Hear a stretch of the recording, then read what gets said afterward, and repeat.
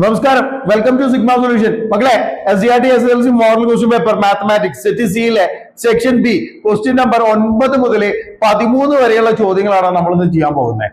അപ്പൊ നമുക്ക് നേരെ ചോദ്യത്തിലോട്ട് പോയാലോ? 9ാമത്തെ ചോദ്യത്തിലോട്ട് പോയാലോടാ. അപ്പൊ 9ാമത്തെ ചോദ്യം എന്തായിരുന്നു മക്കളെ?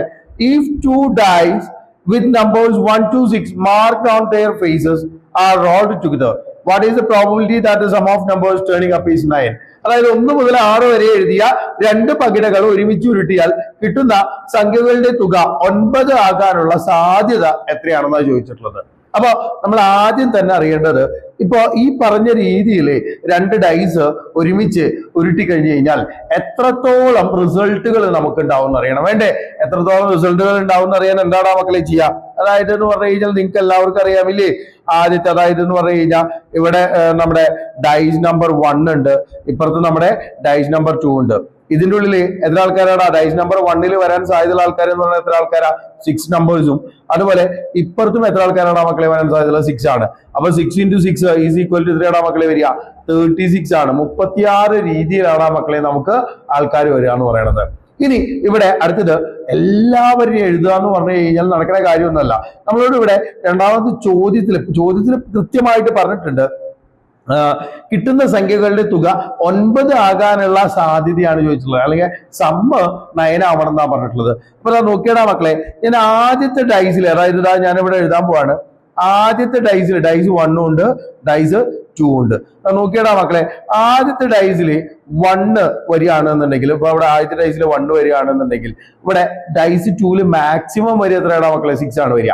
1 + 6 എന്ന് പറയുന്നത് എത്രയാടാ മക്കളെ വരിക? 7 വരുള്ളൂ. അപ്പൊ ഈ ഒരു കേസ് നമുക്ക് എടുക്കേണ്ട ആവശ്യമില്ല. എടുക്കേണ്ട ആവശ്യമുണ്ടോ? ഇല്ല. അതുപോലെ ഇതാ നോക്കിയടാ, അടുത്തത് ഡൈസ് 1 2 ആണ് വരുന്നത് വിചാരിക്കുക. അപ്പൊ ഡൈസ് 2 മാക്സിമം വരാൻ സാധ്യതയുള്ള ആളാരാടാ? 6 അല്ലേ? അപ്പൊ 2 + 6 എത്രയായിരിക്കും മക്കളെ വരിക? 8 ആണ് വരിക. ഇതും നമുക്ക് എന്താ പറയാ, നമുക്ക് ആവശ്യമുള്ള ആളാണോ? അല്ല. അപ്പൊ അതും വേണ്ടാന്ന് വെക്കാം. ഇനി അടുത്തത് ഡൈസ് 1 3 വരികയാണ് എന്നുണ്ടെങ്കിൽ, ഇപ്പുറത്തെ ഡൈസ് 2 6 വരികയാണെങ്കിൽ 3 + 6 = എത്രയാണ് മക്കളെ വരിക? 9 ആണ് വരിക. അപ്പൊ അത് നമുക്ക് ആവശ്യമുള്ളതാണ്. ഇനി ഇതാ നോക്കിയടാ, ഡൈസ് 1 4 ആണെങ്കിൽ ഇപ്പുറത്ത് 5 വരികയാണെങ്കിൽ 4 + 5 = എത്രയായിരിക്കും വരിക? 9 ആയിരിക്കും വരിക. ഇനി അടുത്ത ഡൈസ് 1 5, ഡൈസ് 2 4 വരികയാണെങ്കിൽ സമ്മത്തിലായിരിക്കും വരിക? 9 ആയിരിക്കും വരിക. ഡൈസ് 1 6, ഡൈസ് 2 3 ആണെന്നുണ്ടെങ്കിൽ സമ്മത്തിലായിരിക്കും മക്കളെ വരിക? 9 അല്ലേ വരിക. അപ്പൊ നമുക്ക് ഇവിടെ ടോട്ടൽ ആയിട്ട് വരുന്ന ആൾക്കാർ എന്ന് പറയുന്നത് എത്ര ആൾക്കാരാടാ? 1 2 3 4 പേരാണ് മക്കളെ വരുന്നത്. എത്ര പേരാ വരുന്നത്? 4 പേരാണ് വരുന്നത്. അപ്പൊ നമുക്ക് പ്രോബബിലിറ്റി എന്ന് പറഞ്ഞിട്ട് മക്കളെ, പ്രോബബിലിറ്റി ഈസ് ഈക്വൽ ടു എന്താ വരിക? നമുക്ക് പോസിബിൾ ആയിട്ടുള്ള, നമുക്ക് സാധ്യമായിട്ടുള്ള സാധ്യതകൾ എന്ന് പറയുന്നത് ഏതൊക്കെയാ? 1 2 3 4 പേരാണ് വരുന്നത്. 4 ഡിവൈഡഡ് ബൈ എന്ന് പറഞ്ഞിട്ട് എഴുതാടാ മക്കളെ എനിക്ക് 36. ആകെ സാധ്യതകൾ എന്ന് പറയുന്നത് 36 അല്ലേ വരുന്നത്. അപ്പൊ 4/36 എന്ന് പറയുമ്പോൾ ഇതിനെ വെട്ടിച്ചെറുതാക്കുമ്പോൾ എത്രയാടാ മക്കളെ വരിക? 1 4s are 4, 9 4s are 36. അപ്പൊ ആൻസർ ഈസ് ഈക്വൽ ടു എത്രയാടാ മക്കളെ വരിക? 1/9 എന്ന് പറഞ്ഞിട്ടാണ് വരിക. ആൻസർ എത്രയാടാ മക്കളെ വരിക? 1/9 എന്ന് പറഞ്ഞിട്ടാണ് വരിക. കാര്യം പറഞ്ഞത് മനസ്സിലായി എന്ന് വിചാരിക്കണം. നമ്മൾ അടുത്ത ചോദ്യത്തിലോട്ട് പോവുകയാണെങ്കിൽ എന്താണ് മക്കളെ? 10ാമത്തെ ചോദ്യം എന്ന് പറയുന്നത് എന്താണ്? The sum of second and 18th term of an arithmetic sequence is 14 ആണ് പറഞ്ഞിട്ടുള്ളത്. അപ്പോ നമുക്കറിയാം, അതായത് x2 + x18 is equal to 40 ആണെന്ന് പറഞ്ഞിട്ടുണ്ടോ മക്കളെ? അങ്ങനെയാണെങ്കിൽ നമ്മളോട് ഒന്നാമത്തെ ചോദ്യത്തിൽ പറഞ്ഞിട്ടുള്ളത് 7th ടേമും 13th ടേമിന്റെ സമ്മാണ് ചോദിച്ചിട്ടുള്ളത്. ഞാൻ നിങ്ങളോട് മുന്നേ പറഞ്ഞിട്ടുണ്ട്, അതായത് x2 + x18 is equal to 40 ആണെങ്കിൽ x3 + x17 എന്ന് പറയുന്നത് എന്തായിരിക്കും എന്നാ പറയുന്നത്? 40 ആയിരിക്കും. അതുപോലെ x4 + x16 എന്ന് പറയുന്നത് എന്തായിരിക്കും വരിക? 40 ആയിരിക്കും വരിക. അതായത് 2 + 18 എത്രയാ വരുന്നത്? 20 അല്ലേ വരുന്നത്. അപ്പൊ ആ ഒരു 20 വരുന്ന ആൾക്കാർക്ക് സമ്മത്തിലായിരിക്കും മക്കളെ വരിക? 40 ആയിരിക്കും വരിക. അപ്പൊ ഇവിടെ നമ്മളോട് ആരെയാണ് മക്കളെ കണ്ടുപിടിക്കാൻ പറഞ്ഞിട്ടുള്ളത്? x7 + x13 ആണ് പറഞ്ഞിട്ടുള്ളത് അല്ലേ? അപ്പോൾ നോക്കിയടാ, 7 + 13 എത്രയായിരിക്കും വരിക? 20 അല്ലേ വരിക. 7 + 13 എത്രയാ വരുന്നത്? 20 അല്ലേ വരുന്നത്. ഇവിടെ 2 + 18 എത്രയാ വരുന്നത്? 20 അല്ലേ വരുന്നത്. അപ്പൊ അങ്ങനെയാണെന്നുണ്ടെങ്കിൽ 7 + 13 x7 + x13 വാല്യൂ എന്തായിരിക്കും ഇവിടെ മക്കളെ വരിക? 40 തന്നെയായിരിക്കും വരിക. അപ്പൊ ഒന്നാമത്തെ ചോദ്യത്തിന്റെ ആൻസർ എന്ന് പറയുന്നത് എത്രയാണ് മക്കളെ വരിക? 40 ആണ് വരിക. 40 ആണ് വരിക എന്ന് പറയുന്നത്. ഇനി അതല്ലെങ്കിൽ നിങ്ങൾക്ക് ഇത് അങ്ങനെ നോക്കാം, അതായത് x2 + x18 is equal to 40 ആണെങ്കിൽ x3 + x17 എന്ന് പറയണതും, അതുപോലെ എന്താ പറയാ x4 + x16 എന്ന് പറയണതും, അതുപോലെ x5 + x15 എന്ന് പറയണതും, ദെൻ അടുത്തത് ഈക്വൽ ആയിട്ട് വരിക മക്കളെ x6 പ്ലസ് x14 എന്ന് പറയണതും അതുപോലെ x7 പ്ലസ് x13 എന്ന് പറയണതും എല്ലാം എന്തായിരിക്കും പറയണത് മക്കളെ 40 ആയിരിക്കും പറയണത്. അപ്പൊ ഈ പറഞ്ഞ രീതിയിൽ ചിന്തിച്ചു കഴിഞ്ഞാലും കിട്ടും. അപ്പൊ നിങ്ങൾ ഏതാണോ നിങ്ങൾക്ക് സ്യൂട്ടബിൾ ആയിട്ട് തോന്നുന്നുണ്ടെങ്കിൽ ആ ഒരു മെത്തേഡ് ഫോളോ ചെയ്യാടാ മക്കളെ. അപ്പൊ ഇതിലെ രണ്ടാമത്തെ ചോദ്യം എന്തായിരുന്നു മക്കളെ? 10ാം പദം എത്രയാണെന്നാണ് ചോദിച്ചിട്ടുള്ളത്. 10th ടേം എത്രയാണെന്നാണ് മക്കളെ ചോദിച്ചിട്ടുള്ളത്. അപ്പൊ ഇത് ഈ പറഞ്ഞ മാതിരി രണ്ട് രീതിയിൽ നമുക്ക് ചെയ്യാൻ പറ്റൂടാ. അതാ ഞാനിവിടെ പറഞ്ഞു x7 plus x13 is equal to എത്രയാണെന്ന് പറഞ്ഞൂടാ മക്കളെ? 40 ആണെന്ന് പറഞ്ഞു. അങ്ങനെയാണെങ്കിൽ അടുത്തത് ഏതായിരിക്കും മക്കളെ വരിക?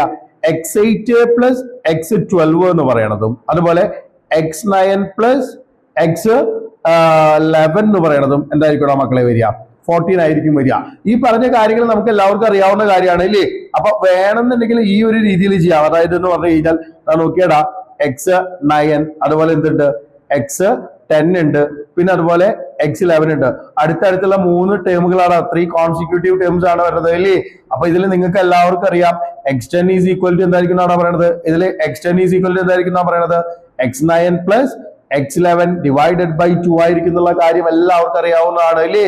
അതായത് എ ബി സി എന്ന് പറയുന്നത് ഒരു സമാന്തര ശ്രേണിയിലെ തുടർച്ചയായ 3 പദങ്ങളാണെങ്കിൽ എപ്പിയിലെ 3 ടേംസ് ആണ് എന്നുണ്ടെങ്കിൽ B is equal to A plus C by 2 എന്ന് പറഞ്ഞിട്ട് നിങ്ങൾ എല്ലാവരും പഠിച്ചിട്ടുണ്ടാവും വിചാരിക്കണോ? അപ്പൊ അങ്ങനെയാണ് എന്നുണ്ടെങ്കിൽ നമുക്ക് എന്തുകൊണ്ട് എഴുതാടാ മക്കളെ? x9 പ്ലസ് x11 ഓൾറെഡി എന്താണെന്ന് അറിയാടാ. 9 പ്ലസ് 11 എത്രയാ വരുന്നത്? 20 അല്ലേ വരുന്നത്? 20 വരുന്ന എല്ലാവരുടെയും സമ്മ എത്രയായിരിക്കും വരിക? 40 അല്ലേ വരിക? അപ്പൊ 40 divided by 2 is equal to ഇടൂടാ മക്കളെ, എനിക്ക് 20 എന്ന് പറഞ്ഞിട്ട് കിട്ടും. 20 എന്ന് പറഞ്ഞിട്ടാണ് വരിക. ഇനി അതല്ല, നമുക്ക് ഇവിടെ ഈ പറഞ്ഞ ഈ ഒരു രീതിയിൽ തന്നെ നോക്കുകയാണെങ്കിൽ x7 പ്ലസ് x13 എന്ന് പറയുമ്പോൾ അതായത് ഇതിന്റെ മിഡിൽ ടേം ആണെന്ന് അറിഞ്ഞു കഴിഞ്ഞു കഴിഞ്ഞാൽ ഈ ഒരു കാര്യം ഇതിപ്പോ ഇങ്ങനെ എഴുതി നോക്കണമെന്ന് നിർബന്ധമൊന്നുമില്ല, നിങ്ങൾക്ക് അറിയാം. അതായത് എന്ന് പറഞ്ഞു കഴിഞ്ഞാൽ അവിടെ നോക്കിയിരിക്കുന്ന 10th ടേം ആവണമെന്നുണ്ടെങ്കിൽ 7ന്റെ കൂടെ എത്ര ആഡ് ചെയ്താൽ മതി? ഇവിടെ 2 ആഡ് ചെയ്താൽ മതിയോ? അപ്പൊ ഇവിടെ 2 മൈനസ് ചെയ്ത് കഴിഞ്ഞാൽ x9 പ്ലസ് x11 ആണ് വരിക എന്നുള്ള കാര്യം അറിഞ്ഞു കഴിഞ്ഞാൽ അങ്ങനെ ചെയ്യണം എന്നുണ്ടെങ്കിലും ചെയ്യാടാ മക്കളെ. അപ്പൊ ഇതിൽ ഏതാണോ നിങ്ങൾക്ക് ആ ഒരു രീതിയിലേക്ക് എത്താന്നുള്ളത് മാത്രമേ വേണ്ടൂ. മെയിൻ ആയിട്ട് നമ്മൾ ഇവിടെ ശ്രദ്ധിക്കേണ്ടത് ഈ പറഞ്ഞ കാര്യം നിങ്ങൾക്ക് അറിയുമെന്നുള്ളതാണ്. ഈ ഒരു പറഞ്ഞ കാര്യം മാത്രമാണ് മക്കളെ നിങ്ങൾക്ക് അറിയേണ്ടതായിട്ടുള്ളൂ. ഈ ഒരു 3 കോൺസിക്യൂട്ടീവ് ടേംസിന്റെ സമ്മ എന്ന് പറയുന്നത് സമ്മന്റെ ആ ഒരു പ്രത്യേകത x10 ഈസ് ഈക്വൽ ടു എന്തായിരിക്കും പറയുന്നത്? അതായത് എ ബി സി എന്ന് പറയുന്നത് 3 പദങ്ങളാണെങ്കിൽ B is equal to A plus C by 2 ആയിരിക്കും എന്നുള്ള ആ ഒരു കാര്യം അത് അറിഞ്ഞിരുന്നു കഴിഞ്ഞാൽ സുഖമായിട്ട് ഈ ഒരു ക്വസ്റ്റ്യൻ ചെയ്യാൻ പറ്റൂടാ മക്കളെ. അങ്ങനെയാണെന്നുണ്ടെങ്കിൽ നമുക്ക് അടുത്ത ചോദ്യത്തിലോട്ട് പോയാലോ? അടുത്ത ചോദ്യം എന്തായിരുന്നു മക്കളെ? അടുത്ത ചോദ്യം എന്തായിരുന്നു? അതിലെ ബി സെക്ഷനിലുള്ള ക്വസ്റ്റ്യൻ ആടാ മക്കളെ. The sum of 4th, 5th and 6th term of an arithmetic sequence is 90 എന്നാണ് പറഞ്ഞിട്ടുള്ളത്. അതായത് എന്ന് പറഞ്ഞു കഴിഞ്ഞാൽ അതായത് ഒരു സമാന്തര ശ്രേണിയിലെ അപ്പൊ ഒരു സമാന്തര ശ്രേണിയിലെ ഏതൊക്കെ പദങ്ങളാണ് മക്കളെ പറഞ്ഞിട്ടുണ്ടായിരുന്നത്? 4ാം പദം, 5ാം പദം, 6ാം പദം അല്ലേ? അപ്പൊ ഞാനിവിടെ എഴുതാൻ പോവാണ്. അതായത് എന്ന് പറഞ്ഞു കഴിഞ്ഞാൽ x4 plus x5 plus x6 is equal to എത്രയാണെന്ന് പറഞ്ഞിട്ടുണ്ടാ മക്കളെ? 90 ആണെന്ന് പറഞ്ഞിട്ടുണ്ട്. അപ്പൊ അങ്ങനെയാണ് എന്നുണ്ടെങ്കിൽ നോക്കിയടാ, ഞാനിവിടെ ഈ x5 എന്ന് പറയുന്ന ടേമിനെ ഞാൻ എന്തായിട്ട് എടുക്കാടാ മക്കളെ? x5 എന്ന് പറയുന്ന ടേമിനെ എ ആയിട്ട് എടുക്കുകയാണെന്ന് വിചാരിക്കും. x5 എന്ന് പറയുന്ന ടേമിനെ എ ആയിട്ട് എടുക്കുകയാണ് എന്നുണ്ടെങ്കിൽ ഈ x4 എന്ന് പറയുന്ന ടേം എന്തായിരിക്കും മക്കളെ വരിക? x4 എന്ന് പറയുന്ന ടേം എന്തായിരിക്കും വരിക? എ മൈനസ് ഡി അല്ലേ വരിക? അതായത് എന്ന് പറഞ്ഞു കഴിഞ്ഞാൽ എയിൽ നിന്ന് ഡി കുറച്ച് കഴിഞ്ഞ് കഴിഞ്ഞാലടാ മക്കളെ കിട്ടുക നമുക്ക് x4 കിട്ടുക.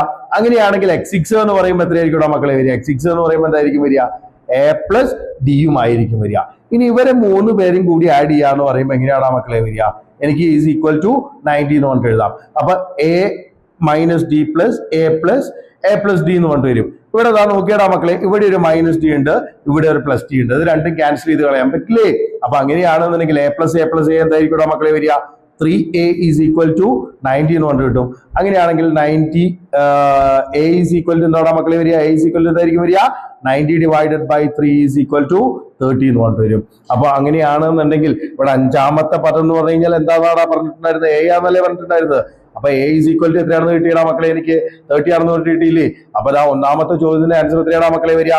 30 അല്ലേ വരിക? അപ്പൊ 30 ആണ് വരിക. അപ്പൊ ഈ പറഞ്ഞ കാര്യം ഓക്കെ എന്ന് വിചാരിക്കണു. അപ്പൊ അതിൽ രണ്ടാമത്തെ ചോദ്യത്തിലോട്ട് പോവാണെങ്കിൽ മക്കളെ എന്താണ് രണ്ടാമത്തെ ചോദ്യം എന്ന് പറയുന്നത്? What is the probability that one number is A multiple of 3 and other is multiple of 9 എന്നാണ് പറഞ്ഞിട്ടുള്ളത്. ഒരു സംഖ്യ 3ന്റെ ഗുണിതവും മറ്റേ സംഖ്യ 9ന്റെ ഗുണിതവും ആവാനുള്ള സാധ്യത എന്താണെന്നാണ് ചോദിച്ചിട്ടുള്ളത് അല്ലേ? അപ്പൊ എനിക്കറിയാം ആദ്യത്തെ ബോക്സിൽ B1 എന്ന് പറയുന്ന ബോക്സിൽ 10 പേരാണുള്ളത്. ഇവരെന്താണ് നാച്ചുറൽ നമ്പേഴ്സ് ആണ്. രണ്ടാമത്തെ ബോക്സിലുള്ള ആൾക്കാർ എന്ന് പറയുന്നത് എത്ര ആൾക്കാരാണ് മക്കളെ? 8 പേരാണുള്ളത് ഇല്ലേ? അപ്പൊ ഇവിടെ വരാൻ സാധ്യതയുള്ള ആൾക്കാർ എന്ന് പറയുമ്പോൾ അപ്പൊ ഇവിടെ നമുക്കറിയാം, അതായത് എന്ന് പറഞ്ഞു കഴിഞ്ഞാൽ ഒരു സംഖ്യ 3ന്റെ ഗുണിതവും മറ്റേ സംഖ്യ 9ന്റെ ഗുണിതവും ആവാനുള്ള സാധ്യത ഇതാണ് നമ്മളോട് ചോദിച്ചിട്ടുള്ളത് അല്ലേ? അപ്പൊ ഇവിടെ 3ന്റെ ഗുണിതമായിട്ട് ഇതിന്റെ ഉള്ളിൽ എത്ര ആൾക്കാരാണ് മക്കളെ വരാൻ സാധ്യതയുള്ളത്? ഇതിന്റെ ഉള്ളിൽ എത്ര ആൾക്കാരാണ് വരാൻ സാധ്യതയുള്ളത്? 10ന്റെ തൊട്ട് താഴെയുള്ള, അതായത് ഒന്നാമത്തെ കേസ് പറഞ്ഞിട്ടുള്ളത് ഒരു സംഖ്യ 3ന്റെയും മറ്റേത് എന്താവണമെന്നാ പറഞ്ഞിട്ടുള്ളത്? 9ന്റെയും ആവണമെന്നാ പറഞ്ഞത്.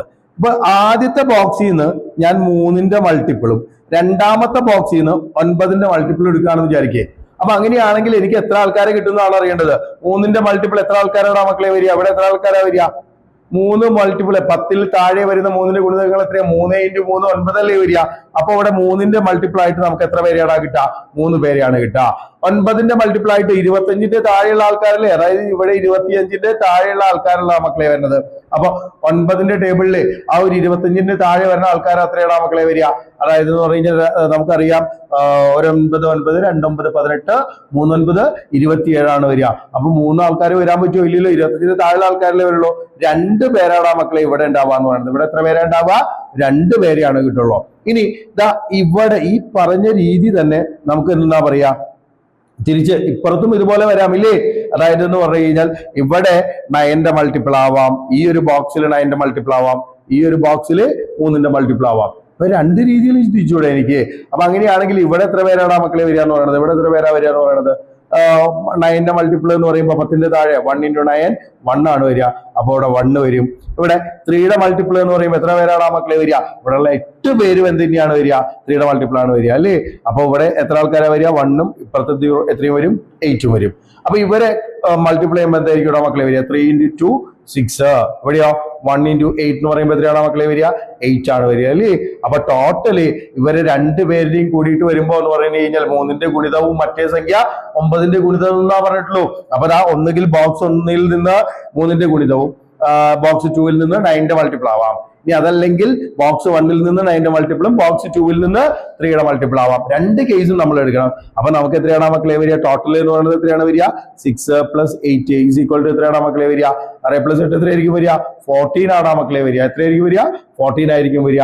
നമുക്കറിയാം ഇവിടെ ടോട്ടൽ പ്രോബബിലിറ്റി എന്ന് പറയുന്നത് എത്രയാണ് വരുന്നത്? 14/80 അല്ലേ വരിക.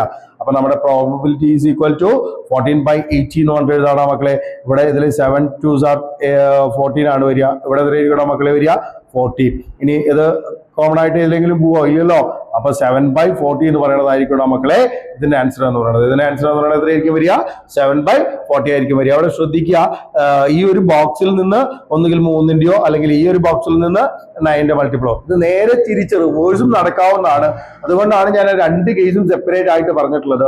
അപ്പൊ അതൊന്ന് കൃത്യമായിട്ട് ശ്രദ്ധിച്ചിട്ട് എന്റെ മക്കൾ ചെയ്തു പഠിക്കുക. എന്തുകൊണ്ടാണ് ഞാൻ അത് ചെയ്യാനുള്ള കാരണം എന്നുള്ളതാണ് നിങ്ങൾ കൃത്യമായിട്ട് ആലോചിച്ച് മനസ്സിലാക്കേണ്ടത്.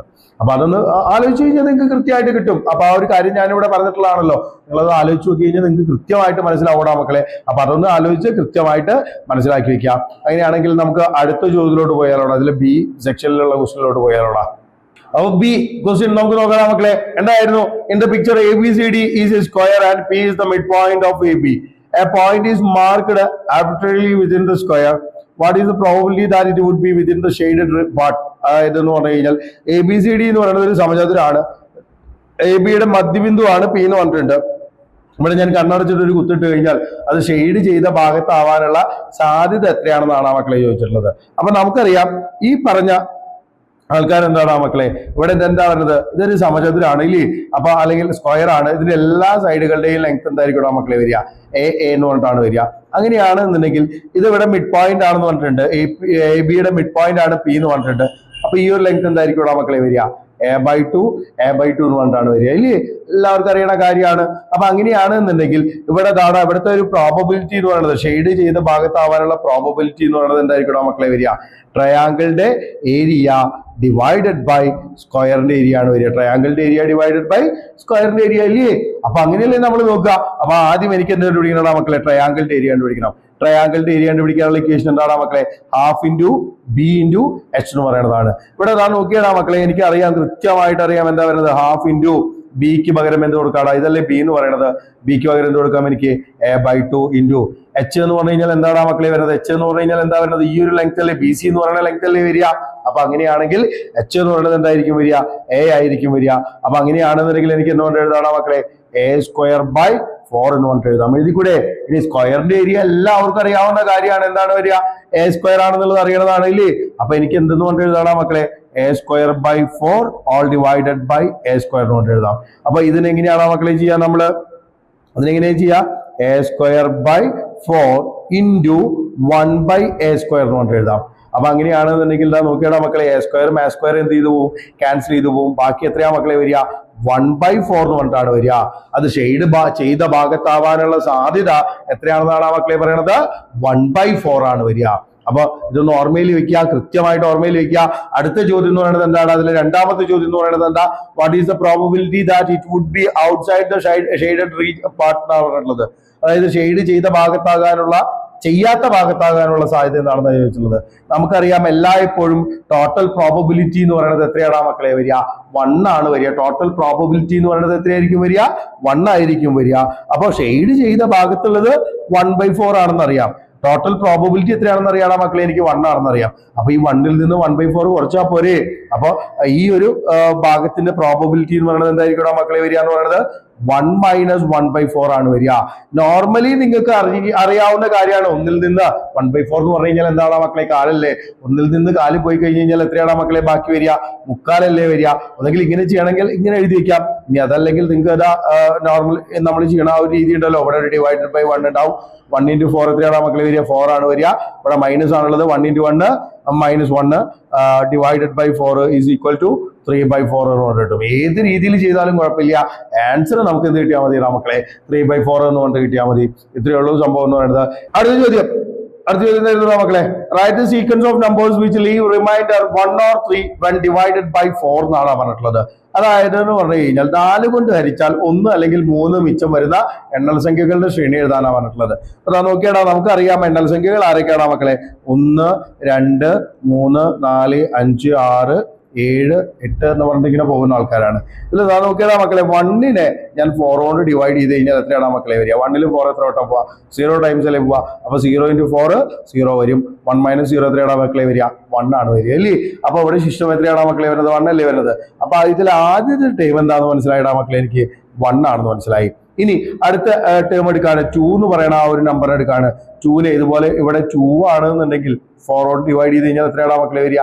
0 × 4 0 ആണ് വരിക. അപ്പൊ റിമൈൻഡർ 2 ആണ് വരിക. നമുക്ക് 2 എടുക്കേണ്ട ആവശ്യമുണ്ടോ? ഇല്ല. കാരണം നമുക്ക് ശിഷ്ടം അല്ലെങ്കിൽ മിച്ചം 1 അല്ലെങ്കിൽ 3, റിമൈൻഡർ 1 അല്ലെങ്കിൽ 3 വരണം എന്നാണ് പറയുന്നത്. ഇവിടെ റിമൈൻഡർ എത്ര വരുന്നത്? 2 അല്ലേ വരുന്നത്. ഇനി അടുത്ത ആൾ എത്രയാണ് മക്കളെ വരുന്നത് എന്ന് പറയുന്നത്? അടുത്ത ആൾ എന്തായിരിക്കും വരിക എന്ന് പറയുന്നത്? 3 ആണ് വരുന്നത്. അപ്പൊ ഞാൻ 3നെ നോക്കിയാടാ മക്കളെ 4 കൊണ്ട് ഡിവൈഡ് ചെയ്യുകയാണെങ്കിൽ എത്രയായിരിക്കും വരിക? 3നെ 4 കൊണ്ട് ഡിവൈഡ് ചെയ്യുകയാണെങ്കിൽ എത്രയായിരിക്കും വരിക? 0 × 4 0 ആണ് വരിക. 3 - 0 3 ആണ് വരിക. റിമൈൻഡർ എത്രയാണ് മക്കളെ? 3 അല്ലേ വരുന്നത്. അപ്പൊ എനിക്ക് ഈ പറഞ്ഞ ആള് ഈ ഒരു എഴുതേണ്ടി വരില്ലേ? സീക്വൻസിൽ എഴുതേണ്ടി വരില്ലേ? അപ്പൊ ഇവിടെ അടുത്ത ആൾ വരുന്നത് ആരാണ് മക്കളെ? 3 ആണ് വരുന്നത്. ഇനി അടുത്തത് 4 ഇതുപോലെ 4 കൊണ്ട് ഡിവൈഡ് ചെയ്യുമ്പോൾ എത്രയാണ് മക്കളെ വരിക? റിമൈൻഡർ 0 ആണ് വരിക. അടുത്ത ആൾ ആരാ വരിക? 5 ആണ് വരിക. അടുത്ത ആൾ ആരാ വരിക? 5 ആണ് വരിക. അല്ലെങ്കിൽ ഈ 1ന്റെ കൂടെ 4 ആഡ് ചെയ്ത് കഴിഞ്ഞാൽ എന്ത് കിട്ടും എനിക്ക്? 1ന്റെ കൂടെ 4 ആഡ് ചെയ്ത് കഴിഞ്ഞാൽ എന്താണ് മക്കളെ കിട്ടുക? 5 എന്ന് കൊണ്ട് കിട്ടും. 1ന്റെ കൂടെ 4 ആഡ് ചെയ്ത് കഴിഞ്ഞാൽ 5. അതുപോലെ 3യുടെ കൂടെ 4 ആഡ് ചെയ്ത് കഴിഞ്ഞാൽ എത്രയാണ് മക്കളെ വരിക? 7 ആണ് വരിക. ഇനി 5ന്റെ കൂടെ 4 ആഡ് ചെയ്ത് കഴിഞ്ഞാൽ 9. 7ന്റെ കൂടെ 4 ആഡ് ചെയ്ത് കഴിഞ്ഞാൽ 11. ഈ പറയുന്ന രീതിയിലുള്ള ആൾക്കാരാണ് മക്കളെ വരുന്നത്. ഈ പറയുന്ന രീതിയിലുള്ള ആൾക്കാരാണ് വരുന്നത്. അപ്പൊ ഇനി ഈ ഒരു കാര്യം കണ്ടുപിടിച്ചു കഴിഞ്ഞാൽ ഈ ഒരു ചോദ്യം പിന്നെ വളരെ സിമ്പിൾ ആയിട്ടുള്ള ഒരു ചോദ്യമാണ്. Is it an arithmetic sequence? Why? ഈ ഒരു ശ്രേണി സമാന്തര ശ്രേണിയാണോ? എന്തുകൊണ്ട് എന്നാണ് ചോദിച്ചിട്ടുള്ളത്. മക്കളെ നോക്കിയാടാ, ഇത് കണ്ടു കഴിഞ്ഞാലേ അറിയാം നിങ്ങൾക്ക് ഇത് എന്താടാ 1, 3, 5, 7, 9, 11 എന്ന് പറയുന്നത് എന്താ? ഒറ്റ സംഖ്യകളാണ് ഇല്ലേ. ഇത് ഡി, അതായത് ഡി എന്ന് പറയുന്നത് അതാ ഇവിടെ നോക്കിയേക്ക് 1ന്റെ കൂടെ 2 ആഡ് ചെയ്ത് കഴിഞ്ഞാലാണ് 3 കിട്ടുക. വീണ്ടും ഇവിടെ 2 ആണ് ആഡ് ചെയ്യുന്നത്. കോമൺ ഡിഫറൻസ് തീമാണോ നോക്കിയാൽ പോരെ. 3 - 1 എത്രയാ വരിക? 2 ആണ്. 5 - 3 എത്രയാ വരിക? 2 ആണ് വരുന്നത്. 9 - 7 എത്രയാ വരുന്നത്? 2 ആണ് വരുന്നത്. 11 - 9 എത്രയാ വരുന്നത്? 2 അല്ലേ വരുന്നത്. അപ്പൊ അങ്ങനെയാണെന്നുണ്ടെങ്കിൽ എനിക്ക് ഇത് എന്താണെന്ന് പറഞ്ഞിട്ട് എഴുതാടാ? ഡി ഈസ് ഈക്വൽ ടു 2 ആയിട്ടുള്ള ഒരു സമാന്തര ശ്രേണിയാണ്, പൊതുവ്യത്യാസം 2 ആയിട്ടുള്ള സമാന്തര ശ്രേണിയാണ്, അല്ലെങ്കിൽ ഇത് ഒറ്റസംഖ്യകളാണ്, ഓഡ് നമ്പേഴ്സ് ആണ്. അപ്പോൾ അത് സ്വാഭാവികമായിട്ടും ശ്രേണിയാണെന്ന് പറഞ്ഞിട്ട് സിമ്പിൾ ആയിട്ട് എഴുതി വെക്കാവുന്നേ ഉള്ളൂ. വളരെ എളുപ്പമുള്ള ഒരു ക്വസ്റ്റ്യൻ ആണ് മക്കളെ ഇതെന്ന് പറയുന്നത്. ഇനി അടുത്ത ചോദ്യത്തിലോട്ട് പോവാണ്. അതായത് നമുക്ക് കുറച്ച് വീടുകളുടെ, അതായത് എന്ന് പറഞ്ഞു കഴിഞ്ഞാൽ ഇലക്ട്രിസിറ്റി യൂസുകൾ യൂണിറ്റുകൾ 0 മുതൽ 50 വരെ യൂണിറ്റുകൾ ഉപയോഗിക്കുന്ന ഹൗസുകളുടെ എണ്ണം 5 എന്ന് പറഞ്ഞിട്ട്, അതുപോലെ 50 മുതൽ 100 വരെ ഉപയോഗിക്കുന്ന വീടുകളുടെ എണ്ണം ഒരു 15 എന്ന് പറഞ്ഞിട്ട് അങ്ങനെ ഒരു ബോക്സ് തന്നിട്ടുണ്ട്. ഇനി നമ്മളോട് പറഞ്ഞിട്ടുള്ള എന്താ വെച്ച് കഴിഞ്ഞാൽ ഇതിൽ ഏത് consumption of house hold at which position is considered the median, ഇതിൽ എത്രാമത്തെ വീടിന്റെ വൈദ്യുത ഉപഭോഗമാണ് നമ്മുടെ മധ്യമമായിട്ട് കണക്കാക്കുന്നത് എന്നാണ് പറഞ്ഞത് അല്ലേ.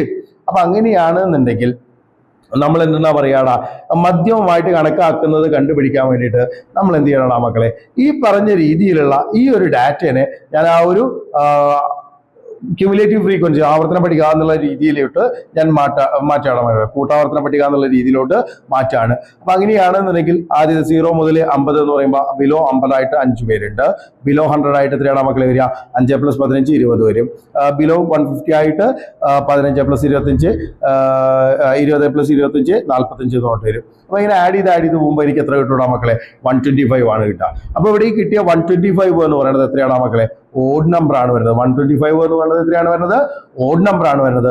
ഈ ഓഡ് നമ്പേഴ്സിന്റെ മിഡിൽ ടേം മീഡിയൻ കണ്ടുപിടിക്കാനുള്ള ഇക്വേഷൻ എന്താണ്, എല്ലാവർക്കും അറിയാതെ വിചാരിക്കണോ, n+1/2 അല്ലേ വരിക. അപ്പൊ അങ്ങനെയാണെന്നുണ്ടെങ്കിൽ 125 + 1/2 ഈസ് ഈക്വൽ ടു എത്രയാണ് മക്കളെ വരിക, 126/2 63 എന്ന് പറഞ്ഞിട്ട് കിട്ടും. അതായത് ഒന്നാമത്തെ ചോദ്യത്തിന്റെ ആൻസർ എന്താണ്, എത്രാമത്തെ വീടിന്റെ വൈദ്യുതി ഉപയോഗമാണ് മധ്യമായിട്ട് കണക്കാക്കുന്നത് വെച്ച് കഴിഞ്ഞാൽ എത്രയാണ് മക്കളെ വരിക, 63ാമത്തെയാണ് വരിക അല്ലേ. അതായത് ഇനി അടുത്ത രണ്ടാമത്തെ ചോദ്യം എന്ന് പറഞ്ഞു കഴിഞ്ഞാൽ എന്താണ്, 46ാമത്തെ വീടിന്റെ വൈദ്യുത ഉപയോഗമാണ് കണ്ടുപിടിക്കാൻ പറഞ്ഞിട്ടുള്ളത്. അപ്പൊ നമുക്കറിയാം, അതായത് ഈ ഒരു 63ാമത്തെ വീട് എന്ന് പറയുമ്പോൾ എവിടെയാണ് മക്കളെ വരിക എന്ന് പറയുന്നത്, 45 95 ഇടയിലല്ലേ വരുന്നത്, ബിലോ 200 എന്ന് പറയുമ്പോൾ എത്രയാണ് മക്കളെ വരിക, 150 200 ഇടയിൽ വരുന്ന ഈ ഒരു വീടുകളാണ്. 150 200 ഇടയിൽ യൂണിറ്റ് ഉപയോഗിക്കുന്ന 50 വീടുകളാണ് ആ മക്കളെ നമ്മുടെ എന്ന് പറയുന്നത് മധ്യമത്തിൽ വരുന്ന ആൾക്കാർ എന്ന് പറയുന്നത്. അപ്പൊ 46ാമത്തെ ആൾക്കാർ എങ്ങനെയാണ് ആ മക്കളെ നമ്മൾ കണ്ടുപിടിക്കുക, എങ്ങനെയാ 46ാമത്തെ വീടിന്റെ ഉപയോഗം എങ്ങനെ കണ്ടുപിടിക്കുക, നമുക്കറിയാം ഇവിടെ വരെ 45 ആണ്, ഇവിടെ തൊട്ട് വരുന്ന ആൾക്കാര് 150 മുതൽ 200 വരെ വരുന്ന ആൾക്കാര് 46ാമത്തെ ആൾക്കാരാണ് വരിക. അപ്പൊ 46ാമത്തെ വീടിന്റെ ഉപയോഗം കണ്ടുപിടിക്കണം എന്നുണ്ടെങ്കിൽ എന്താണ് ആ മക്കളെ വരിക എന്ന് പറയുന്നത്, ഇവിടെ 45 വരെ വരുന്നത്, 45 വരെ വരുന്നത് എത്രയായിരിക്കും വരിക, 150 ആയിരിക്കും വരിക അല്ലേ. അപ്പൊ 46ാമത്തെ വരുന്നത് 150 ആയിരിക്കും വരിക.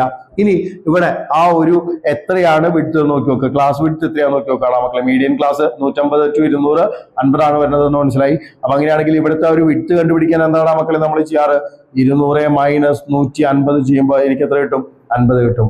ഇവിടെ മൊത്തം ഫ്രീക്വൻസി അല്ലെങ്കിൽ ആ ഒരു നമ്പർ ഓഫ് ഹൗസസ് എത്രയാണ് വരുന്നത്, 50 അല്ലേ വരുന്നത്. അപ്പൊ 50/50 ഈസ് ഈക്വൽ ടു എത്രയാണ് വരുന്നത്, 1 അല്ലേ വരുന്നത്. അപ്പൊ ഇതിന്റെ ഹാഫ് എന്ന് പറയുമ്പോൾ എത്രയാണ് മക്കളെ വരിക, ഇതിന്റെ ഹാഫ് എന്ന് പറയുമ്പോൾ 1ന്റെ പകുതി എന്ന് പറയുമ്പോൾ എത്രയാണ് വരിക, അരയല്ലേ വരിക.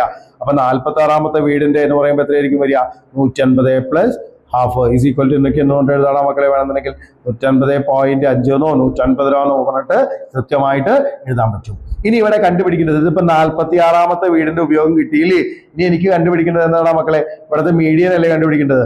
മീഡിയൻ എന്ന് പറയുന്നത് എത്രാമത്തെ വീടിന്റെ ആണോ മക്കളെ വരിക, 63ാമത്തെ വീടിന്റെ ഉപയോഗമാണ് കണ്ടുപിടിക്കേണ്ടത് അല്ലെ. 63ാമത്തെ വീടിന്റെ ഉപയോഗം അല്ലേ കണ്ടുപിടിക്കേണ്ടത്.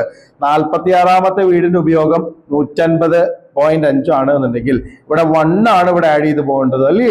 അപ്പൊ ഇവിടെ 46 63 ആവാൻ എത്രയാണോ മക്കളെ വരിക, എങ്ങനെയാണ് കണ്ടുപിടിക്കുക, 63 - 46 ചെയ്താൽ മതിയില്ലേ. അപ്പൊ 13 ന്ന് 6 പോകുമ്പോ എത്രയാണോ മക്കളെ വരിക, 7 ആണ് വരിക. 5 4 പോകുമ്പോ 1 അല്ലെ, 17 വട്ടാണ് ആ കൂട്ടുന്നത്. 17 × 1 ആഡ് ചെയ്താൽ മതിയാവും. അപ്പൊ 46 63ാമത്തെ വീടിന്റെ ഉപയോഗം കണ്ടുപിടിക്കാൻ എന്ത് ചെയ്താൽ മതിയിടാ മക്കളെ, 150.5 + 17 × 1 ചെയ്താൽ മതിയാവും. അപ്പൊ എത്രയാണോ മക്കളെ വരിക, 150.5 + 17 എന്ന് പറഞ്ഞിട്ട് വരും. 150.5 + 17 എന്ന് പറഞ്ഞിട്ടാണ് മക്കളെ വരിക. 150.5 + 17 എന്ന് പറഞ്ഞിട്ട് വരും. അപ്പൊ 150.5 + 17 എത്രയാണ് മക്കളെ വരിക, 167.5 മക്കളെ വരിക. അതായത് 63ാമത്തെ ഹൗസിന്റെ ഉപയോഗം എന്ന് പറയുന്നത് എത്രയായിരിക്കും മക്കളെ വരിക?